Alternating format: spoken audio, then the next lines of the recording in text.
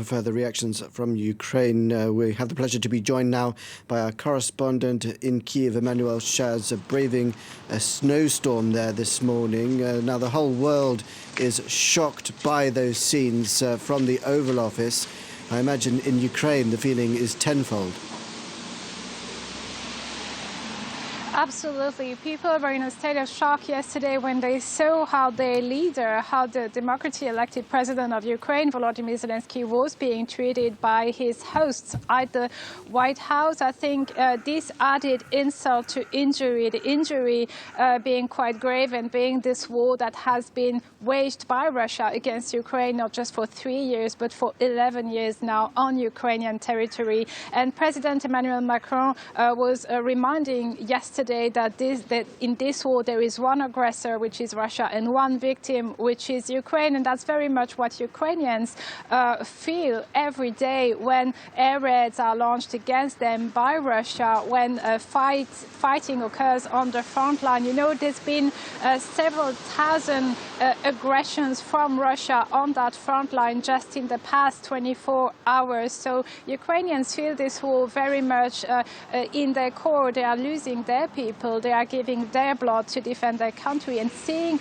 their leader being insulted and disrespected the way he was at the White House yesterday didn't go down very well. And you can see a phenomenon there. Volodymyr Zelensky is much criticized for inner politics here by the opposition, by the population. However, when it comes to him on the international stage, he is a popular leader, and people will stand alongside him and behind him in such occasions. You've seen yesterday, last night, you've seen leaders from the opposition, supporting Volodymyr Zelensky after the spat at the White House. I'm thinking about Ina Sovsun. She's an MP from the opposition group Holos. She was saying we must remain calm, and she was reminding everybody that nobody more than Ukrainians would like to live in peace. Simply, it is not possible at this stage because Russia shows no sign of wanting such a peace by continuously attacking Ukraine.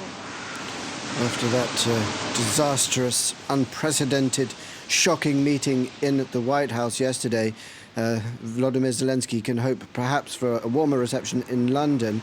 He's due to meet there with European leaders. Perhaps they'll circle the wagons around him a bit more. What can he expect to get from that meeting? Well, Ukrainians are really hoping that this, if it hasn't happened yet for Europe, that this will be the moment of truth for Kyiv's allies, and that Europe will commit to even more support than it already gives to Ukraine. And namely, Ukraine will hope to see security guarantees. Of course, Ukraine would like to see European peacekeepers here on its ground, but Ukraine also advocates for two things that it knows it cannot have immediately but would like to have. This is the membership to the European Union and the membership to NATO. But even that is put in jeopardy after yesterday, because what will happen to NATO if the US ally, which has proven yesterday not to be an ally anymore, with friends like Donald Trump or J.D. Vance, who needs enemies here in Kyiv, So Kyiv will very much hope for Europe to stand against this backlash of the US. It is absolutely unprecedented, and people here are still left reeling from the shock of such a direct attack towards their president, Volodymyr Zelensky.